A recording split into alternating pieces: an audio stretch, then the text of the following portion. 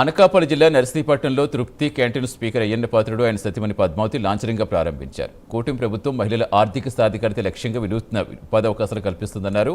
రాష్ట్ర వ్యాప్తంగా 3,000 మంది డ్వాక్రా మహిళలకు ఉపాధి కల్పించేలా 750 తృప్తి క్యాంటీన్స్ ప్రభుత్వం మంజూరు చేస్తుందన్నారు. మహిళలు కేవలం గృహిణులుగా కాకుండా వ్యాపారవేత్తలుగా ఎదిగి 10 మందికి ఉపాధి కల్పించాలని ఆకాంక్షించారు.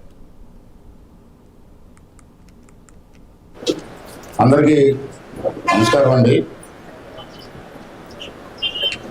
ఈరోజు రాష్ట్రంలో ఉన్నటువంటి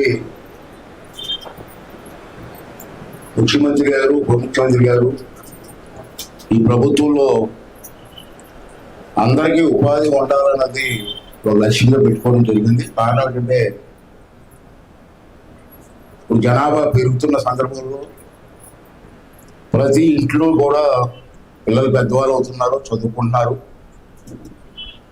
తండ్రి సంపాదన మీద బతకడం కష్టమైన పరిస్థితులు ఉన్నాయి. మారుతున్న రోజులు బట్టి, పెరుగుతున్న రేట్లు బట్టి తండ్రి ఒకటే సంపాదిస్తే ఆ ఇంటికి గడిచే పరిస్థితులు కొన్ని ప్రాంతాలు మనం చూస్తాం లేవు.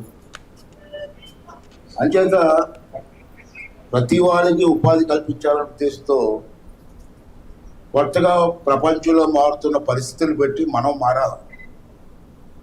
ఇవాళ అలా కాకుండా ప్రతి ఇంటిలో కూడా సంపాదించే శక్తిని పెంచాలి.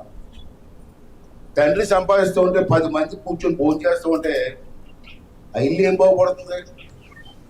ఆ ఇంట్లో ఒకళ్ళో ఇద్దరు సంపాదిస్తే ఇల్లు బాగుపడుతుంది.